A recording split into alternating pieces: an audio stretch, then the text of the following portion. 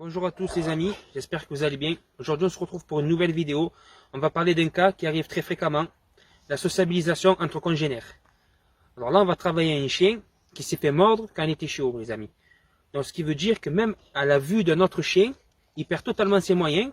Et pour ne plus subir ce qu'il a vécu quand il était chiot, il préfère être attaquant. C'est-à-dire qu'il préfère agresser les autres chiens. Donc il faut lui redonner confiance les amis. Qu'est-ce que tu en penses toi Damien? J'en pense que beaucoup de personnes, ou voire la plupart, ne connaissent pas vraiment les codes pour présenter un chien correctement. Après, on ne vous dit pas que le chien va jouer avec d'autres chiens, vous allez pouvoir le lâcher dans un parc, mais au moins tolérer la présence d'un de ses congénères, on va dire, dans un périmètre de sécurité.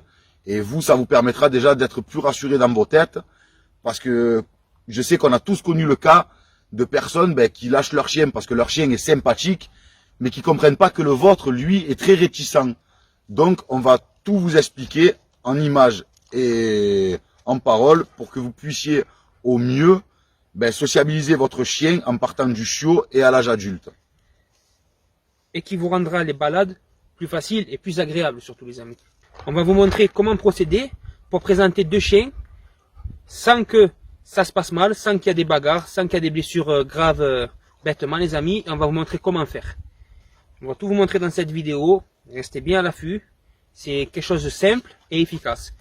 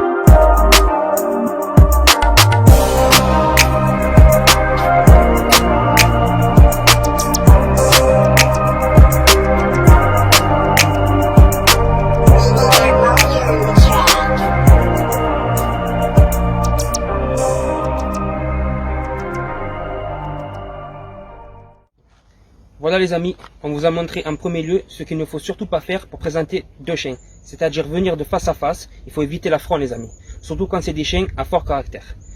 Deuxième passage, on vous a montré comment faire. La communication chez le chien, tout passe par le sens olfactif. Comme vous avez bien pu le voir, tout s'est bien passé. Avec de la patience, on a réussi les amis. Tout s'est bien passé. Vous voyez que tout est possible avec de la patience. Donc comme mon ami Vatosdog vous l'a expliqué, quand un chien arrive en face d'un autre, 95% des cas, vous avez des chances pour que ça parte en bagarre. Et s'il y a d'autres chiens autour, les autres vont s'en mêler aussi. Donc déclencher une grosse bagarre.